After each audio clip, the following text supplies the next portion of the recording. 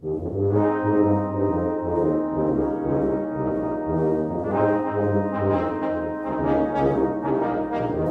to Just a Walk in the Sun, a monthly podcast from the Herefordshire Light Infantry Museum. I'm the Reverend Paul Roberts, and I'm joined by our curator, Colonel Andy Taylor. Hello to you all. On this episode, we're actually sat in the Regimental Museum. Since the podcast is about the museum, we thought we should give you an issue from the museum. So here we are, Paul. It's about time too, as well, isn't it? Of course, we had plans to be coming to you a lot earlier than this, and indeed we had quite a few plans around the museum for Heritage Open Day, didn't we, Andy? We certainly did, and we were looking at opening as part of Heritage Open Day, but things got a bit delayed during the summer with summer holidays, a few technical issues, and we were all ready to go when, unfortunately, Her Majesty the Queen died, and as a result of the mourning period, we didn't open as part of the Heritage Open Day. I think it's always a difficult decision to make, isn't it, really? Because obviously we were ready to go, weren't we? But as a military organisation, or a sort of quasi-military organisation, it seemed to be the right thing to do, to pull out of Heritage Open Day. You're absolutely right there. As the Queen, as the Commander-in-Chief of all of the military forces, and the museum being in the Army Reserve Centre, I'm convinced that it was the right thing to do, and I'm sure that if we had have opened, there would have been probably fewer people attending because of it, and it would have sent the wrong message as well. That's right. It was due to be the second Saturday, wasn't it, in the morning period? Yes, it would have been. So it would have been the Saturday before the Sunday when most of the church commemoration services took place, where there was the vigil on that Sunday evening before the funeral on the Monday. So I think the mood of the nation would have not really supported the opening of the museum, and I'm sure as well that personally I felt that I would have been in the wrong place if I'd been at a museum open day during that period. So our plans to interview and have chats with people who came into the museum will be delayed, but certainly not put off. They will be delayed. We will rearrange the open day, and we'll wait for the better weather to come. So probably in the spring, perhaps in April, May time next year, we will have the open day. We will publicise it, and then hopefully we can do perhaps even a live podcast. Is that technically too challenging? Oh, I don't know. We've been beset by technical issues this morning, so maybe we'll gather our thoughts and strength before we think about anything that's live. I think so. We've mislaid a lead, so we're surrounded by 4 or 5 different configurations of the equipment, and we've managed to get one to work, but we can only get one microphone to work. So Paul and myself are cuddled together to share the microphone at the moment. Indeed. So apologies if the sound quality isn't as it usually is, but still we are here in the museum room in the Army Reserve Centre, Suvla Barracks on Harold Street in Hereford. And perhaps for those people, Andy, who've never been here, you might like to describe where we are and what we're looking at. Well, within the barracks, Suvla Barracks has been a military barracks for over 100 years. 1860, I think it started, and it was the militia barracks. And the building next door, which is now a National Health Records repository, was the militia battalion headquarters. And there are still things around the barracks from those times, including the old boundary walls, and there are hooks in the walls where the horses used to be tied up in the stables. So it's a very, very old site here. And the current building we're in dates from the 1956, is it? Yeah, the late 1950s, when after the Second World War, the Territorial Army was reformed, and the Cold War was developing, and there was great reliance on the Territorial Army, and there were new drill halls being built in lots of places. Hereford, obviously here, Ross-on-Wye had a new drill hall as well in the county, and a bit later on Leicester did as well. So there was a great emphasis on the Territorial Army at that time. and still in use today as a Army Reserve Centre and as the county headquarters for the Hereford and Worcester Army Cadet Force. And within the complex there is the large hall that you would expect, and stores and offices, mess room and bar upstairs. But as well as that, we have our own room. We as do. well, We have our museum, which is really what we're here to talk about today. And we have one room dedicated to the museum within the whole complex. And I suppose it's, what would you say, Paul, about 24 feet? Or I suppose I better talk metric, hadn't I? So what would that be? That would be 8 metres? Yes. About 8 metres something square. like that. Yeah. Yeah, well, yes. Maths is not our strong point, as you No, probably no. noticed. So anyway, we'll go with 8 metres square. And in it, we've got various display cases with things in them. We have the old officers' mess dining table, which is the central part and fills up the middle of the room, which is very useful for us to do work on, to put displays out on.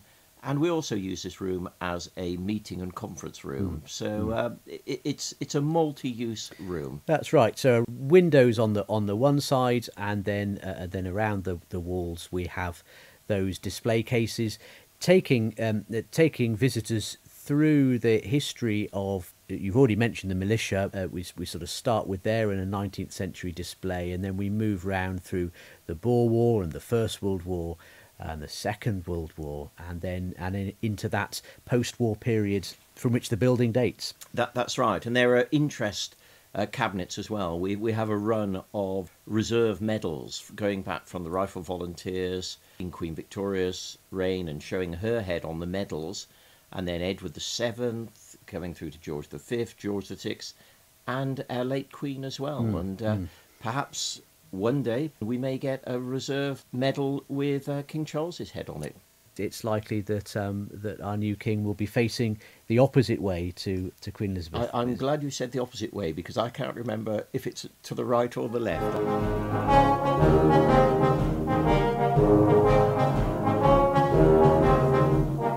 The history of the museum here is an interesting one in itself. It was really started in 1960 by the then commanding officer, Lieutenant Colonel Tom Hill, who had joined the KSLI, the King's Shropshire Light Infantry, as a territorial soldier before the Second World War. He'd been commissioned, he then served in India and Burma. He then served in Kenya during the Mau Mau crisis. He also served in Korea, of course. So a very experienced soldier. And he was posted as the commanding officer of the Herefordshire Light Infantry in 1960. And at that time, there were historical pieces in all of the drill halls, in the officers' mess, in the sergeant's mess, and spread throughout the buildings. And it was his aim to collect all of these together, to record them as an archive, and from that the museum was born. And a really good job he did that too, because when you have items scattered across multiple locations, particularly then as the Territorial Army changed, it became the Territorial Army and Volunteer Reserve in 1967 and was downscaled. A number of these buildings closed, and of course when you close a building, items can go astray. That's absolutely true, and it was great foresight on his part that the things were documented, they were all recorded, so that when the buildings did close down, and they did in 1966 in the reorganisation, the Herefordshire Light Infantry disappeared, and the only two remaining drill halls were in Ross-on-Wye and Hereford, although there was an outstation in Ledbury which survived on and off for a bit longer. But then all of those items came in to this museum here and really started growing from then. And we've had a number of curators since that time. You're the latest curator. You've been doing it a little while, haven't you, Andy? Well, I have now. I think I've been doing it for about 7 or 8 years now, since I retired. And I think people thought I had nothing to do in my retirement, so they let me become curator, which I thoroughly enjoy. But Colonel Tom lasted as curator from 1960 to 2005. So amazing I service. don't think I'm going to squeeze in quite that amount of service. And then in between the two of us, there was James Hereford, who was also curator for 6 or 7 years. That's right. And James stays on as chairman of our Friends. It's important to talk about the Friends, isn't it, really? Yeah, the Friends give us great support. There's about 100, I think, at the moment, who all sign up, and they support us in many ways. They act as advocates for the museum, publicising the museum and the work that the museum does.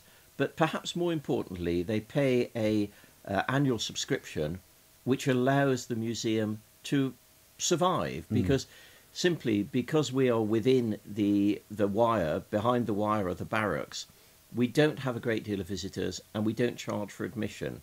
We have donations and we charge for some research, but that really is our only sources of income. And so the Friends provide us with income and enable us to pay probably our biggest outgoing, which is insurance for the museum displays and property, which is about £1,000 a year. Yeah. So we have to raise £1,000 a year just to survive, and we generally come in with a little to spare, but not a great deal. And if you're interested in becoming a friend of the Herefordshire Light Infantry Museum, all the information is in the description of this podcast, as well as a link to our museum website. Of course, one of the important things that the Friends have helped us to do recently is to secure those new display cases, and have helped to stock them as well. Yes, they certainly have. And if you look around the museum, you can see a progression of display cases, and there are 3 ages of in fact 4 ages of display cases. There are the original old brown wooden ones, which were acquired by Colonel Tom back in the 1960s. I'm not certain where they came from, but they are fairly old and limited as to how modern museums display their items. Then we have the 2 wooden ones, which were purpose-built about 10 years ago for the museum by a local cabinet maker, Hawkins, who did a tremendous job on them, and they're very useful. We then have the grey ones, which were purchased 3 or 4 years ago, and these are museum quality. They're made to meet all of the museum standards, especially security and LED lighting, so there's no UV damage to them. And if we were ever to borrow items from another museum, we could safely put them in these because they would meet all of the requirements. But they were very expensive, but they look the business. They really are good. And they weigh a ton. They were here, the installers were here for about 4 days putting them in, drilling into the floor, the wall, and doing all sorts of things. I think we slightly annoyed some of the other occupants of the building with the drills that were and the noise which was echoing around. But they're in now, and they are dressed and looking good. And then the latest additions are the ones that came from the Royal Logistic Corps Museum when they moved out of Deep Cut. Yeah, we were very lucky to get these. The Royal Logistic Corps Museum in Deep Cut, they were moving their museum to Worthy Down. And as a result of that, they received funding to replace all of their display cases. So they were getting rid of their old display cases. Too good an opportunity to miss. And we bid for and were allocated 3 of the cases. I think they were a bit bigger and a bit more complicated than we thought. They came to us in pieces, and we dismantled the old display cases, taken down the displays. These cases arrived 2 weeks before lockdown. So we had no access to the barracks, and it was 14 or 16 months before we could actually get in and reassemble the cases, which took us quite a while, and then to reassemble the displays. As a result of that, the opening of the museum was delayed, and all of these things. And as we started saying right at the beginning, we were hoping to have a grand relaunch at Heritage Open Day, but that didn't happen either. But we are open for visitors now. Absolutely. And contact me on the website, and the email address is there, and we can arrange a visit. Please remember, though, that we have to comply with MOD security regulations, and we cannot have walk-in visitors. Every visitor must be by appointment, and they have to be escorted. So the good news is every visitor gets a personal tour. No extra cost. So it's a wonderful place to come and visit and to explore the history of our territorial regiment here in Herefordshire, covering there's over 200 years of history, isn't there? Yes, it will be, going back to the 36th of Foot, and we have a few things from the 36th of Foot. And I think if we were thinking of one thing that it's worth coming to visit the museum for, I don't know about you, Andy, but I think one of the absolutely amazing things that the regiment have got that they acquired, they liberated during the Second World War, was Admiral Doenitz's pennant, wasn't it? His pennant. Car pennants, yeah. The Grand Admiral Doenitz's car pennants are certainly a unique feature and tell the story of the regiment and the Second World War in many ways. So Grand Admiral Doenitz was the last commander of the Third Reich. After Hitler's suicide, he headed up the government. Well, it was actually after VE Day. Grand Admiral Doenitz had been in command of the German Navy, and it was him that had designed and pursued the submarine warfare tactics. And he was tried after the war as a war criminal, and I think he was certainly spared the death penalty, and he was imprisoned, I think, for about 15 years. When he was released, he went and gave lecture tours and was quite a well-known individual. I think probably one of the senior members of the Nazi regime which had survived. And certainly in terms of the Herefordshire Regiment's role in his arrest, it was very significant, wasn't it? It certainly was. Hitler had nominated Grand Admiral Doenitz as his successor, and after his suicide, Doenitz and several other senior members of the Nazi party set up a puppet government in Flemsburg in a naval barracks. To start with, the Allies allowed this government to continue because they thought it would be a good way of controlling the German population and transiting them from war to peace. Unfortunately, it didn't work like that, and it was evident after a few days that they were still hardline Nazis and it wasn't going to work. And Operation Blackout was conceived, which would be the arrest of that government. And the Herefordshire Regiment took part in that operation, together with two other regiments, and the whole plan was designed and carried out by Brigadier Jack Churcher, who had been the commanding officer of the Herefordshire Regiment. So very much a Herefordshire Regiment controlled, involved operation. But they moved in at dawn. A cavalry regiment put in a cordon around the barracks and Castle Gluckenberg, I think it's called, and then the Cheshires and the Herefords went in to arrest them all.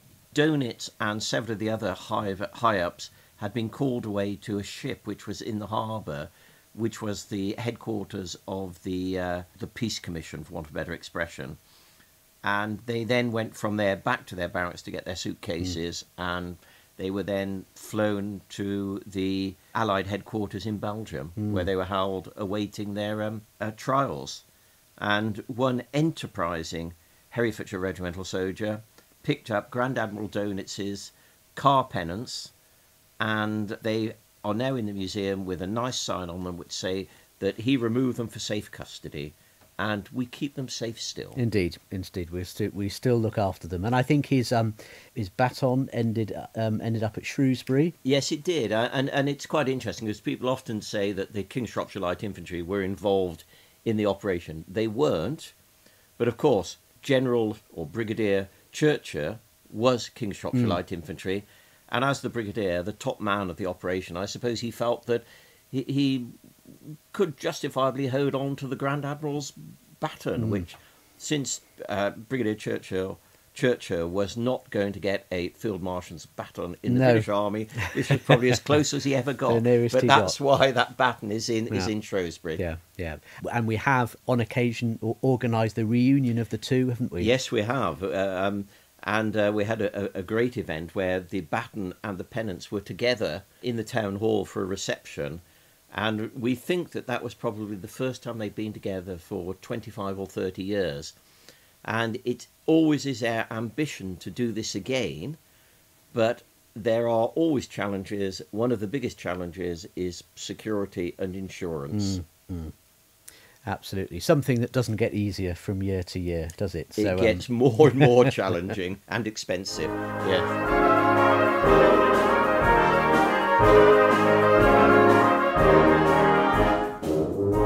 Well, unfortunately, we've not been able to get out to a pub today, Andy, which is a bit of a shocker, It is isn't a it? shame. Having sort of selling ourselves on a walk in the sun. Today, there was no sun, there was rain.